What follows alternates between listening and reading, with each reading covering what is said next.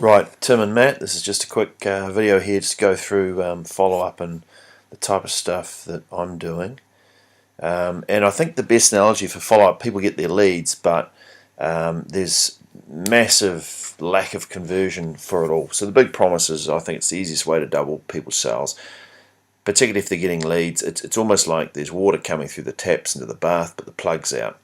So typical response would be people would generate, or you guys might generate a lot of leads for them, and then they drop the ball. They don't convert properly because they haven't got a proper follow-up system in place. So could be internet leads coming in, could be they've given quotes to people and those people haven't accepted quotes, or it could be they've got a whole lot of clients who don't buy their other services. There's other things that they could be buying. There's a whole truckload of categories of people who could be put through a good sales funnel or a follow-up system. So it's not just unconverted leads actually from the internet that you guys are producing. It could also be the fact they've got a large client base and they don't talk to them. They're just ignoring this client base, and there's huge amount of money sitting there that if they did a good campaign to their existing client base, they'd be really successful. So what is follow-up? Ongoing communication with a suspect, prospect, or client to encourage, educate, or motivate them to take the next step of action in the process. And one of the big mistakes I think a lot of people make is they try and drive them straight to buying their stuff too quickly. And really it needs to be more of a seduction process. If you're trying to, go out with a girl or something like that, it's first date, second date, third date, and it's a slowly escalating levels of commitment. Most people, when they're selling, are trying to go for the shag on the first date, and it doesn't work particularly well with women, and well, not the ones I went out with, and it doesn't work overly well with a large number of buyers. So the point is, there's some buyers with a large number of buyers that actually need a bit more time, and they need to be romanced a little bit and led along a little bit of a path, and partly because they don't actually know, like, or trust you. So here's some of the big mistakes people make. They make an assumption that if they didn't buy, that they don't want it. That's pretty much incorrect, large portion of the time. They try and sell the thing, like I just said. They try and go for a shag on the first date rather than just sell the next date. Just step them up slowly. They feel they don't want to hassle them, which once again is a mistake. You don't have to hassle them. You can follow up without hassling.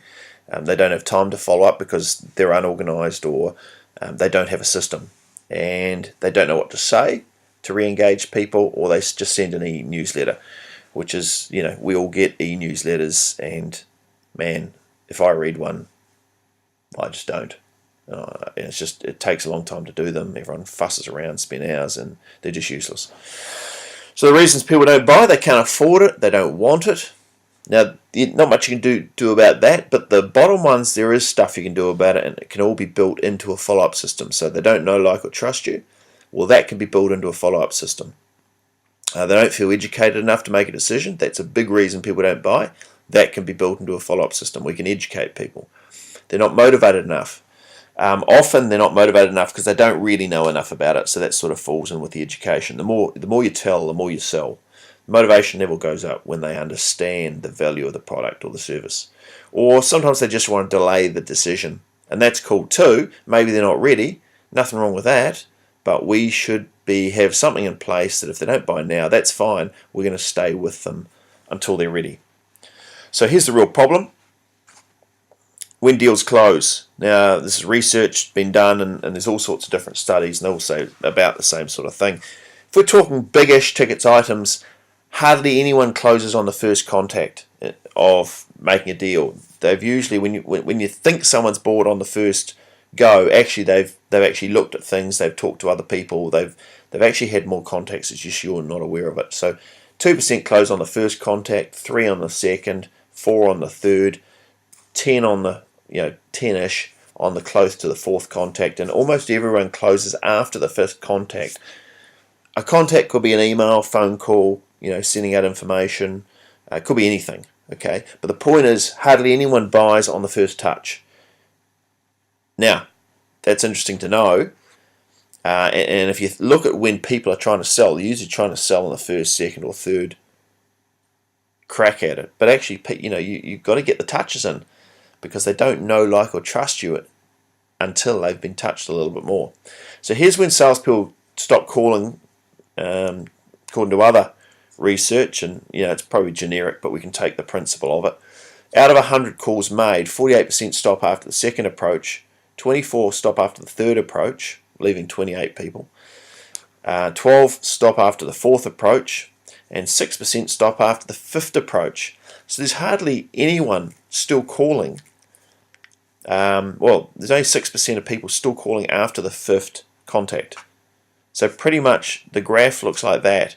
Deals don't close until you've got about at least 5 touches, but when people stop following up is usually in the first 2 or 3 goes, and hardly anyone gets to the 5th or 6th touch, unless you feel you're engaged in a, they're a hot to trot. Follow-up is massively important, and slowing down the sales process where you don't try and sell too early. You just try and get the touches in, which builds up the trust. That's how we are as humans. More touches, we start, familiarity. We start to trust people we know. So either the prospects follows your process for buying, or you follow their process for not buying it. And what that basically is unless you have a system, you're going to be following the buyer's process, their system. And their system usually is all over the place. Okay, so unless you are funneling someone through a process that you've organised and that works for the client and works for you and drives them to a point, then you're going to end up following the prospect's process, which there is no process. It's just all over the place.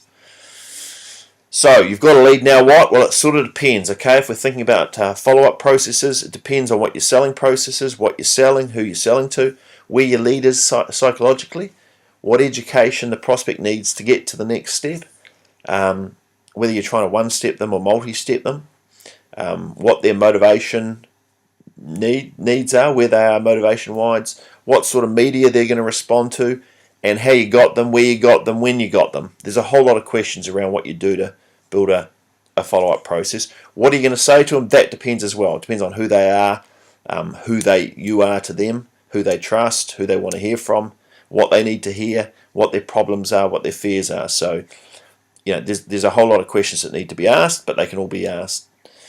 So there's a whole lot of next steps. I said you can step people through. These are the big broad categories. You can either step them through to free information, diagnosis, or getting a trial, or calling for an order. It doesn't have to be a call, but a request for an order. These are the things you can get them to request. So key points: number of touches leads to trust. If we don't have at least a system where there's at least 7 touches built in, we're going to struggle to get our trust up to a level where people are going to make a decision. We must have a process in place to follow up. We can't assume everyone's going to buy on the first or second contact, because hardly anyone does. It needs to be organised and systematic, and we need to look at it more as a romantic ongoing seduction, not a one-night stand. Okay, so we're building up the intensity and the heat and the passion. Quick example, this was a housing company I dealt with. They had huge spend to generate inquiries and leads, but when the leads were coming in, basically they were not converting very many of them to a sale. So spending big money to get the leads, and then basically running hot water and the tap was out. So that was their old system up the left, top left. I built a new system for them. So let's just go through that. Okay, before, here's what it looked like. An inquiry would come in, they'd try and book them to a site visit. They'd do a site visit, they'd do a follow-up call. If nothing happened, they'd do another follow-up call. If nothing happened, they'd do another follow-up call, and then they'd be put in the lost bucket. Either they became a client, they put in the lost bucket. And this was why they hired me. That was very inefficient, and they didn't really know what to do other than make another phone call and go, how you going? So built this system. Really it's a complete, like you say, there's a number of touches in there. We start off by, if you look over to these things over here, that's where the leads come in. We qualify them. Do you want a face-to-face meeting? If no, we'll put them in the follow-up database. If yes, right, we'll trigger off this face-to-face database. So first thing they get is they get an email questionnaire, then they get a courier pack, then they get an email about meet the team, then they get an email about the building process so they understand that. Then they get a phone call reminding them that they've got the meeting tomorrow. Then they Then they have the show home visit.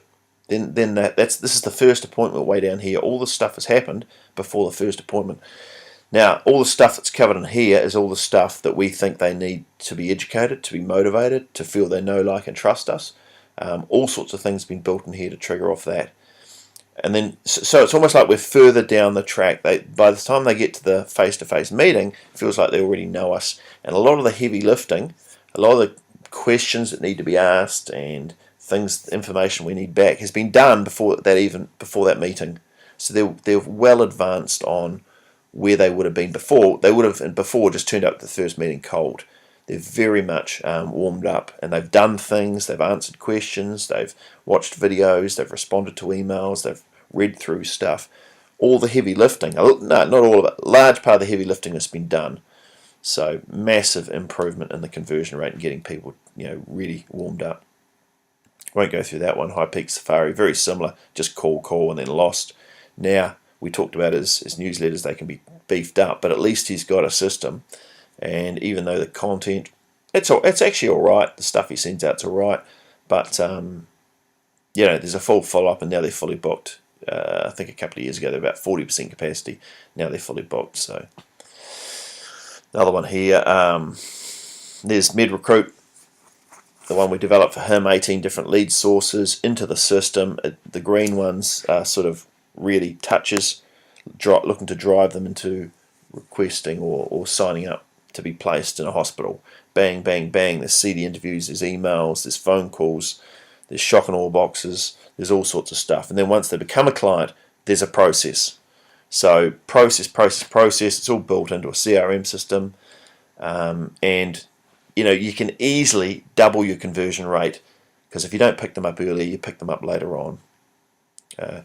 This is what happens. You can segment your lists as well. Depends on what they answer early on. You can put them on a different follow-up process. So 1, 2, 3, depending on how they qualify. Bang, and even this one breaks down into 3, and this one breaks down to 3. So yeah, but it's got to be planned out. It's got to be pre-written. So number of touches leads to trust. You've got to have a follow-up process. It's got to be organised and systematic, and we've got to look at it as a romantic, ongoing seduction. Key points. We found when we did seminars, when we sent out the same message again 2 extra times to our database or to our prospect list, we doubled our conversion rate. So we'd get twice as many people coming if we sent the message 3 times than if we just sent it once. So even just a 3-step follow-up process will double your conversion rate. Can I follow up without being a pest? Yep. Client here, just an example, My Tax Refund. We only could do it via email, and I don't think email is the best way, but it's a way. Usually it's best to get people offline, because email is very easy to ignore, and there's a whole lot, 50 coming in a day, and people like to ignore it. So the conversion rate's way better with offline. But in this case, they only had email addresses. They had a huge number of them, so they couldn't mail. And we did a 3-step sequence, 100% measurable, and a very clear call to action. So here's an example of following up without being a pest. We're trying to make it entertaining. So we sent sort of funny emails, but our point is very clear. So subject line, it's been unbearably long. We're trying to get people to re-sign up for their next year's tax refund. You haven't thought about My Tax Refund in months. This is the email. Well, it's a shame you've probably forgotten to apply for your 2013 tax refund. Still marching down that dead-end street towards an empty purse. End the madness, make the bear happy, and join our joyful society of the refunded below. Apply now and feed the bear. And then there's a button below which says, right, get your money now, or something like that. Next one. So, like I said, we had multiple steps on this. We went to the database. That they'd done their tax refund the year before. We wanted them to sign up again. So this one's called Baby Steps.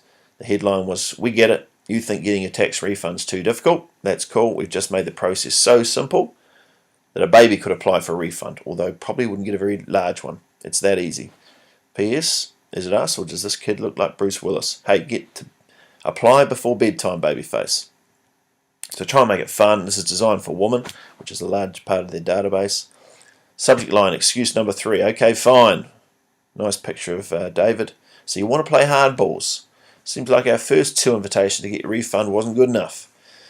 Okay, how about a mean threat? If you don't apply for your refund now, we won't feed our kids chocolate for the next week. We warned you it was mean. Stop the torture and get your 2013 refund sorted now. Get your money, click here. So every time these emails go out, more people sign up. So why would we stop sending them? So we see another one. Are you geniusy? Take the quiz. Are you still without your 2013 tax refund? Yes or no? Here's the quiz. If you answered yes, you are not a genius. You probably have the IRD holding your money in their bulging bank account. That's not a geniusy thing to do, but don't worry, you can still turn it all around and be a genius. Stop emptying that pretty wallet of yours and start filling it up again. Or make sure you receive every dollar. Now that's smart. Apply now and make it snappy, Einstein. All they have to do is click the button and go through. Final one. Everyone loves money, even royalty. Are you Nigerian royalty? Picture of this dude. You must be. We can't think of any other reason you still haven't applied for your 2013 tax refund and still continue to empty your cash reserves. So congrats. We hope you're enjoying your pet tiger and many, many wives. In the off chance you're not, sitting on an ocean of African oil, we'd like to offer you instant access to your tax refund. So click on the button below. Now once again, thank you for reading, Your Highness. Once again, with this campaign, it's email, so it's okay. Email's okay, but offline is often a mixed. You want to have as many different media as possible to hit the person. It makes a huge increase in conversion rate. So I think that's basically it. That's the deal. That's just a quick headline of the type of stuff we're doing. Like I say, people, your clients, my clients, everyone else is often sitting on a huge wad of unconverted money that if they just put in place a decent follow-up system that can be automated and tracked and probably can be all tracked to what you're doing as well. So there's one consolidated sheet for leads, what's your cost per lead, and what's your cost per conversion, and what's your cost per client. You've now got some really, really powerful information and a very sellable product really for us because it can add so much value to people and actually be reasonably cheap to put together. Sometimes some of these follow-up campaigns can be really, really cheap. So anyway, that's it. See you soon.